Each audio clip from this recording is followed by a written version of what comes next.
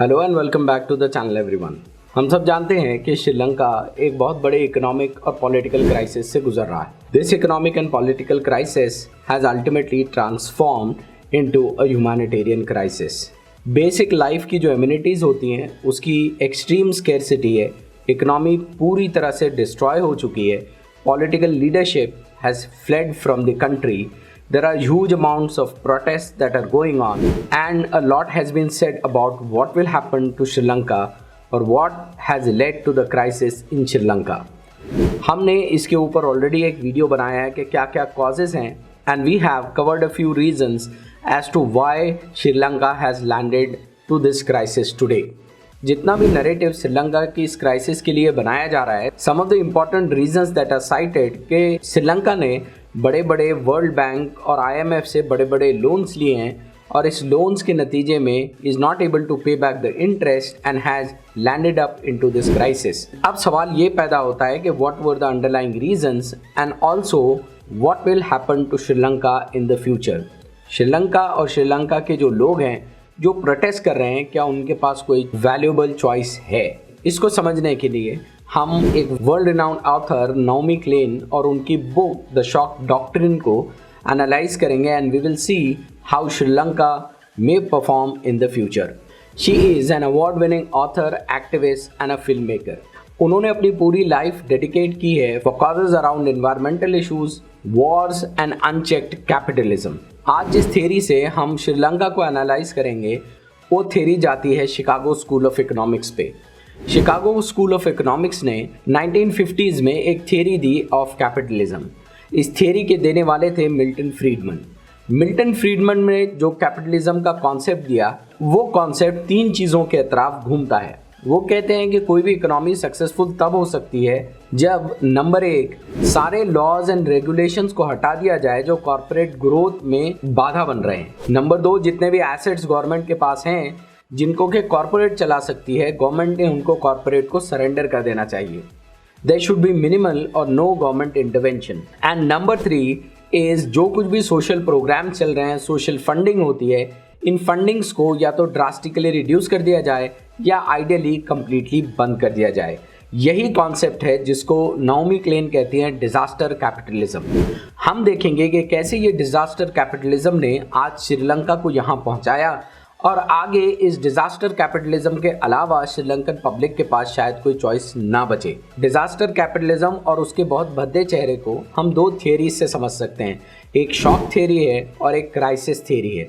ये क्राइसिस या शॉक एक किस्म का ट्रेमेंडस अपहीवल होता है that generally shakes the political spectrum or the economic spectrum। और इसी थ्योरी के चलते, इसी डिजास्टर कैपिटलिज्म के चलते, जो वक्त के चलते अपना रूप और अपनी आइडियोलॉजी अलग अलग नए नए कॉन्ट्राडिक्टरी नामों से लेकर आता है।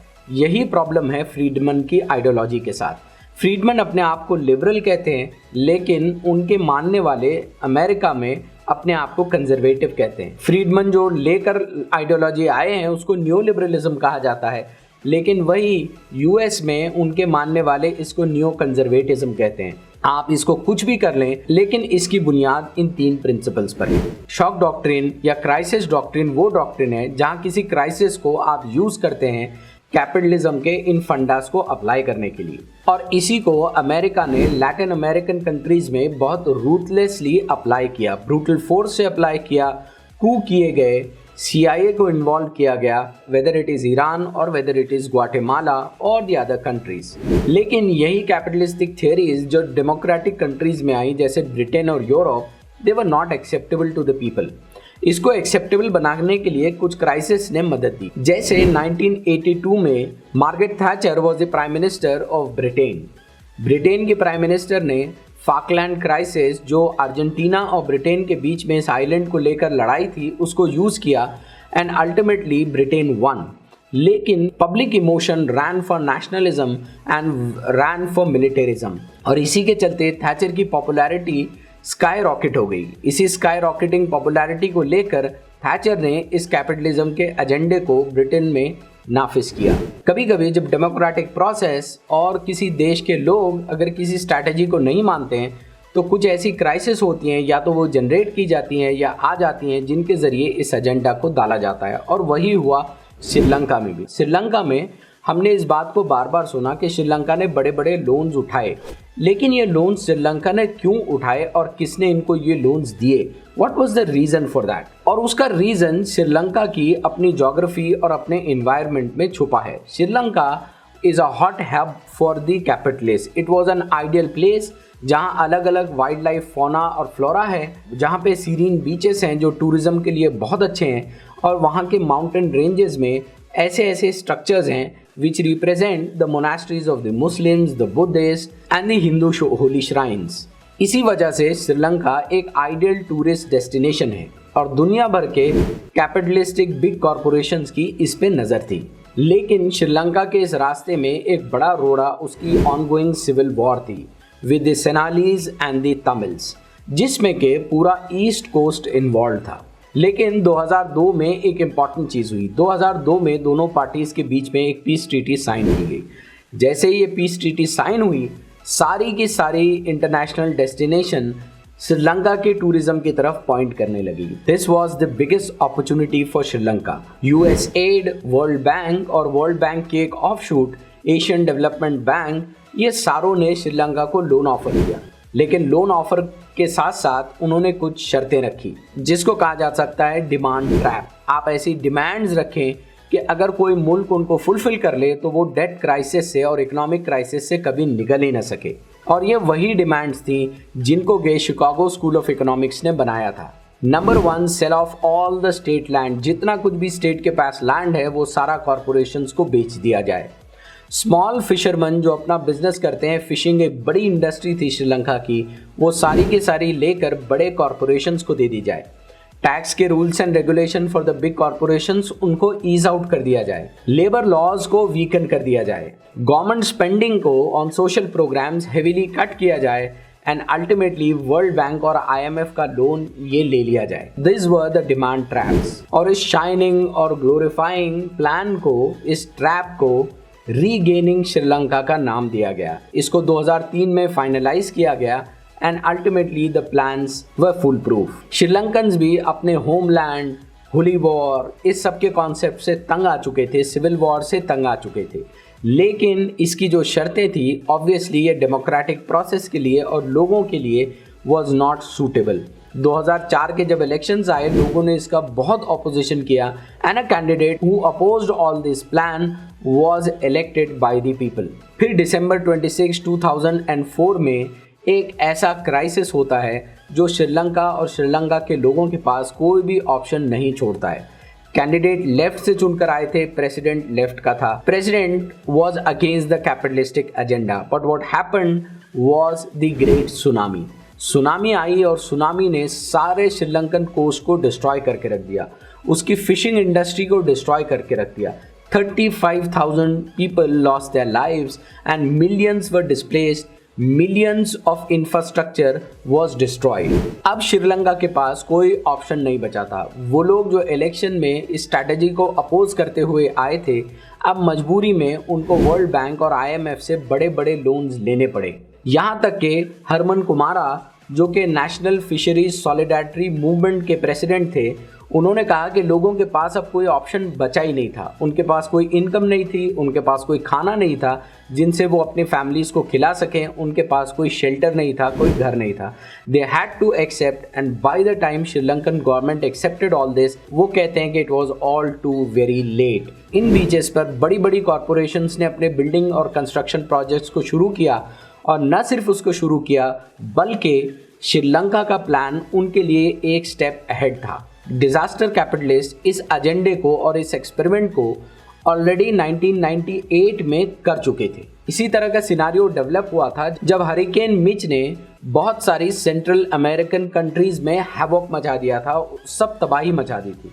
जैसे ये तबाही हुई, सारे के सारे कैपिटलिस्ट और बड़ी कॉरपोरेशंस अपने प्लान्स लेकर आई and countries like Honduras, Guatemala, Nicaragua, all of them surrendered to the agenda of the Chicago School of Economics। लेकिन जो प्लान ये श्रीलंका के लिए लेकर आए वो एक स्टेप एडवांस था। प्रेसिडेंट कुमारतुंगा ने कहा कि श्रीलंका के पास उसके जो इलेक्टेड ऑफिशियल्स हैं वो ये रिकंस्ट्रक्शन के प्लान को हैंडल नहीं कर सकते हैं, इसीलिए एक नई बॉडी बनाई जाए। तो यहाँ पर न सिर्फ इस डिजास्टर कैपिटलिज्म ने इन्वेस्टमेंट किया बल्कि सारा का सारा रिकंस्ट्रक्शन का प्रोजेक्ट अपने हाथ में लिया। प्रेसिडेंट ने एक टास्क फोर्स बनाई, task force to rebuild the nation.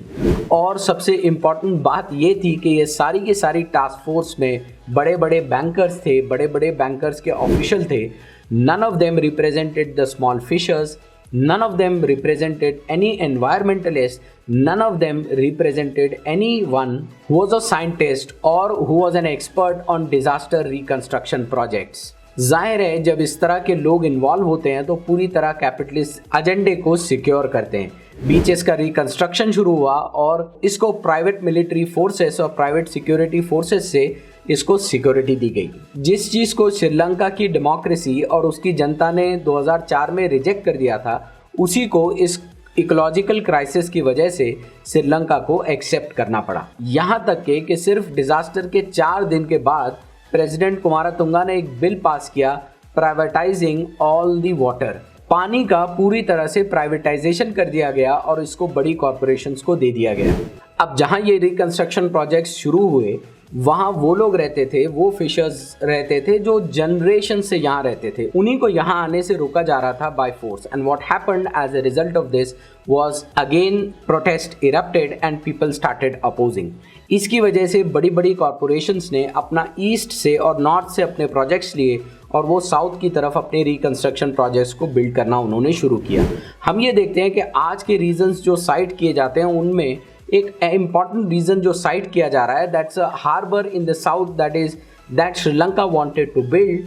उसने पहले अमेरिका से लोन चाहा, IMF से लोन चाहा, इंडिया से लोन चाहा, सबने रिजेक्ट किया तो ultimately China agreed to it, but it did not pay off. यही रिकंस्ट्रक्शन प्रोजेक्ट्स टूरिज्म के नाम पर, फिशरिंग के नाम पर और हार्बर के नाम पर पहले नॉर्थ और ईस्ट रीजन्स में थे, but because of the unrest they had to shift to the south. South में शिफ्ट होने के बाद ईस्ट के लोगों को लगा कि उनके साथ डिस्क्रिमिनेशन हो रहा है and the old civil war agenda came again back.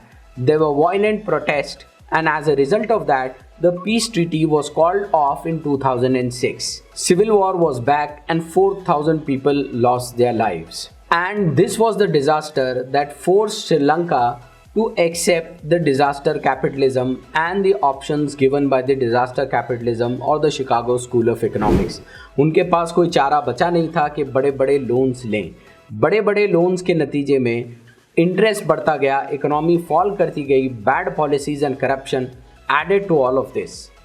अब आज की जो श्रीलंका की सिचुएशन है, अगर एग्जिस्टिंग पॉलिटिकल स्ट्रक्चर पूरी तरह से बदल भी दिया जाए तो आप इकोनॉमी को खड़े कैसे करेंगे, टूरिज्म को वापस कैसे लाएंगे, कंस्ट्रक्शन प्रोजेक्ट्स को कैसे चलाएंगे, कैसे यहाँ की जो फार्मिंग इंडस्ट्री है उसको फिर से आप वापस लाते हैं। अल्टीमेटली आपको लोन्स लेने पड़ेंगे और जो लोन्स देने के लिए IMF जैसी बड़ी ऑर्गेनाइजेशंस तैयार बैठी हैं।